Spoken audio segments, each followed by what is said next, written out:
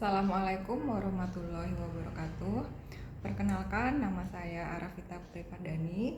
Saya mahasiswa Sekolah Pascasarjana, Program Studi Magister Manajemen Inovasi, Universitas Teknologi Sumbawa. Video ini saya buat untuk memenuhi tugas akhir ujian semester dari mata kuliah yaitu Sistem Inovasi dan Organisasi Pembelajaran. Dengan dosen pengampu saya adalah Associate Profesor Ibu Dr. Sri Rahayu SPD ME. Baik, video yang akan saya telah adalah video yang berasal dari YouTube, yaitu dengan judul Kenapa Dunia Bergerak ke STEM tetapi kita masih belum. Apa itu STEM? Video tersebut adalah wawancara dengan Stefani Riyadi yang diunggah oleh kanal kompas.com. Baik, yang pertama adalah ringkasan atau inti dari video tersebut. Jadi STEM adalah singkatan dari Science, Teknologi, Engineering, dan Mathematics. Inti dari video tersebut yaitu dunia sudah bergerak sangat cepat menuju era digitalisasi dan otomatisasi. Kompetensi STEM bukan lagi suatu kemewahan, tetapi fondasi dari daya saing bangsa. Namun Indonesia atau negara kita ini masih tertinggal. Mengapa? Karena sebagian besar dari kita, masyarakat Indonesia ini masih berfokus pada hafalan, minim praktek, dan tidak menekankan pada problem solving. Kita gagal menyadari bahwa STEM bukanlah hanya mata pelajaran, melainkan sebuah pendekatan berpikir yang mendorong curiosity atau rasa ingin tahu, rasa penasaran, kemudian eksperimen, kolaborasi, dan pemecahan masalah secara sistematis. Kemudian STEM sebagai mindset inovasi organisasi. Jika kita membawa nilai-nilai STEM ke ranah organisasi, yaitu misalkan di perusahaan, sekolah, atau pemerintahan, kita menemukan ada suatu daya tarik benang merah yang sangat kuat dengan organizational learning atau organisasi pembelajaran. Learning mindsetnya adalah STEM mengajarkan trial and error dan belajar dari kegagalan, yaitu fail fast, learn fast. Inilah inti atau roh dari sebuah organisasi pembelajaran, yaitu organisasi yang terus mengevaluasi dan beradaptasi. Inquiry based learning. STEM mendorong kita untuk bertanya sebelum menjawab dan menganalisis akar masalah. Dalam konteks bisnis, ini adalah design thinking dan inovasi berorientasi kebutuhan pengguna. Kita berhenti berasumsi dan mulai menguji. Integrasi multidisiplin. STEM adalah gabungan dari sains, teknologi, teknik, dan matematika. Dalam organisasi ini diterjemahkan menjadi cross-functional innovation. Inovasi terbaik terjadi ketika marketing, IT, dan operasional bekerja sama.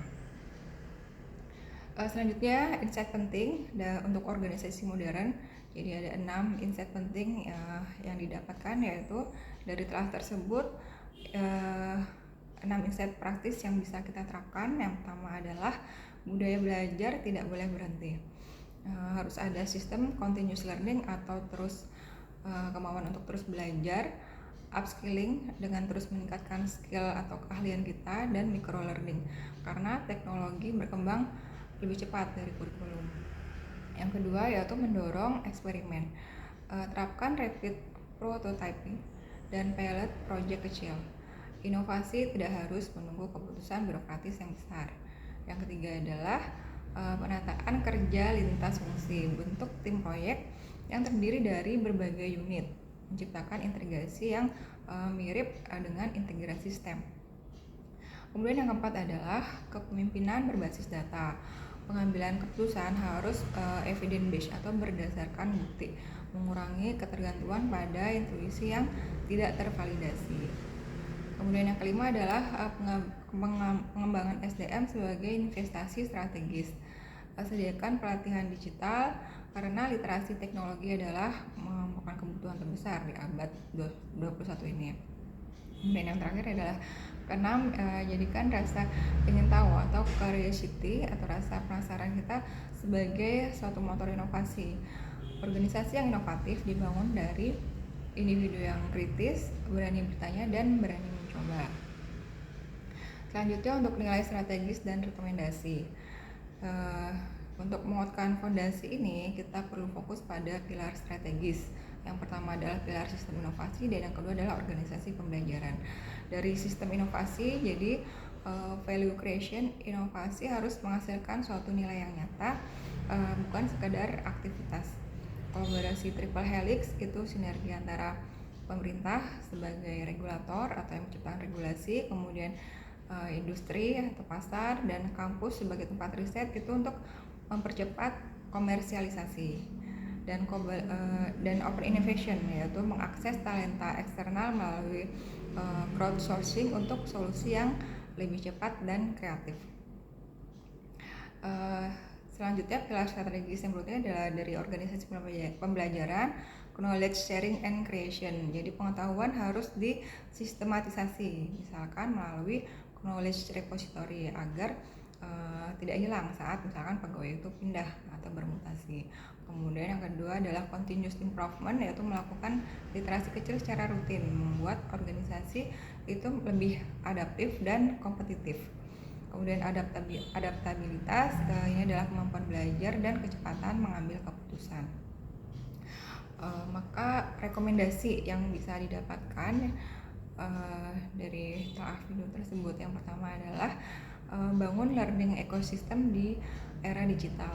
Organisasi harus memiliki LMS atau Learning Management System, modul microlearning, dan ritual mingguan seperti weekly reflection atau sharing session.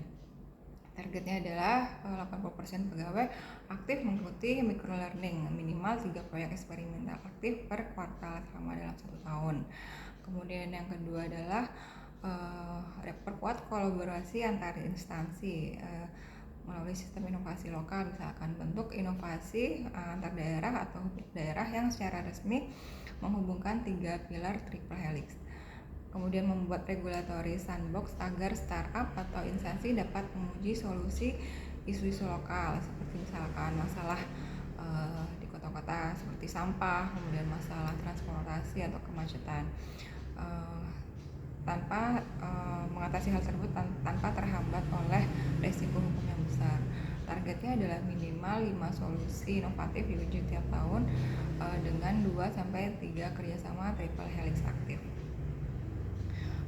Selanjutnya, refleksi pribadi, sebagai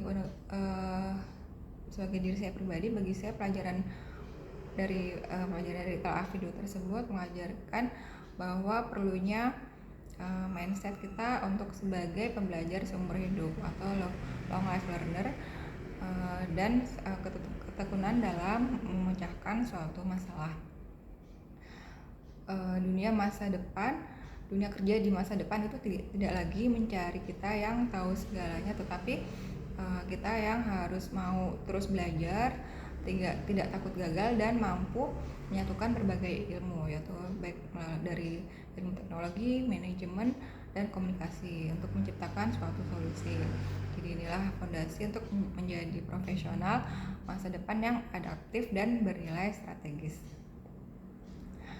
Kesimpulan dari telah video tersebut menegaskan bahwa STEM bukan sekedar materi pelajaran, melainkan sebuah mindset atau budaya inovasi yang wajib diadaptasi oleh organisasi modern, sekolah, perusahaan, maupun pemerintah untuk bertahan di era digital ini.